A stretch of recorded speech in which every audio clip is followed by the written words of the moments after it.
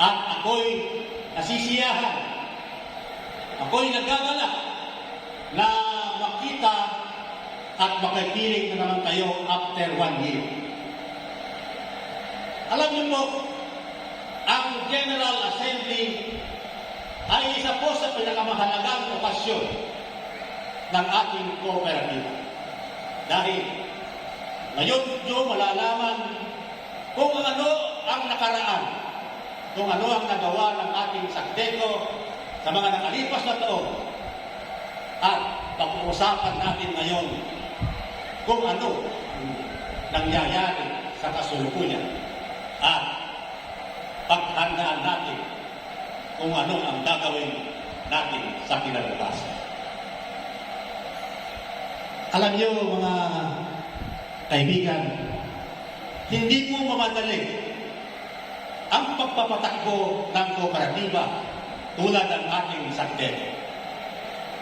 Sa mga taon na kalipas, marami rin mga challenges na nakaintindi ba kayo ng Ilocano? Kung minsan, hindi ko alam yung Tagalog eh. Ano ba, nagiging challenges na sinagupa isang SACDECO bago tayo nakarating sa ganitong tatanga ganito. Siguro,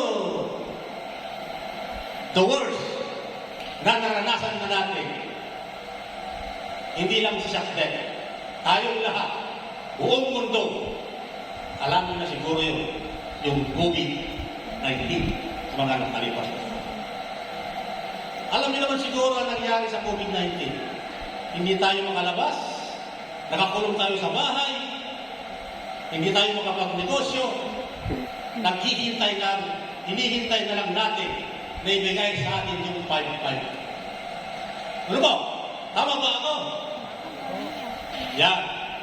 At the worst, marami pa ang mga mahal natin sa buhay ang nawala. But, we survive. Dalampasan natin yung mga yan. Ang SACDECO po natin ay nanatiling matatag. Why? Bakit? Because of you. Dahil sa inyo.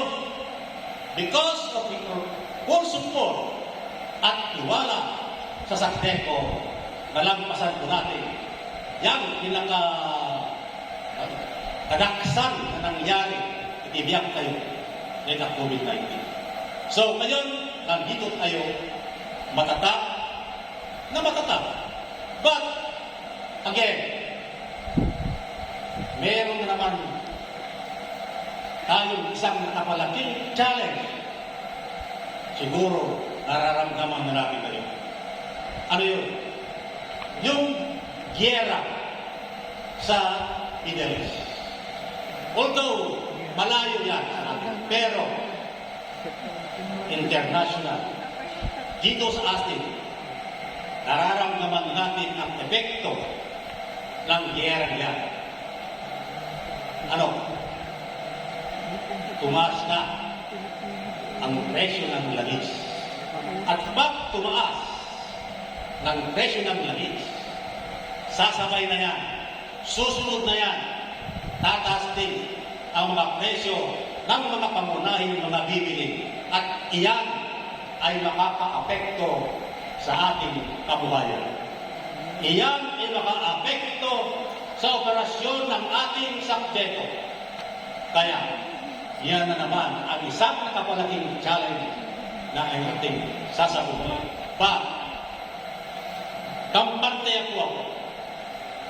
Bakit? Nalampasan natin si COVID na hindi tayo makalabas.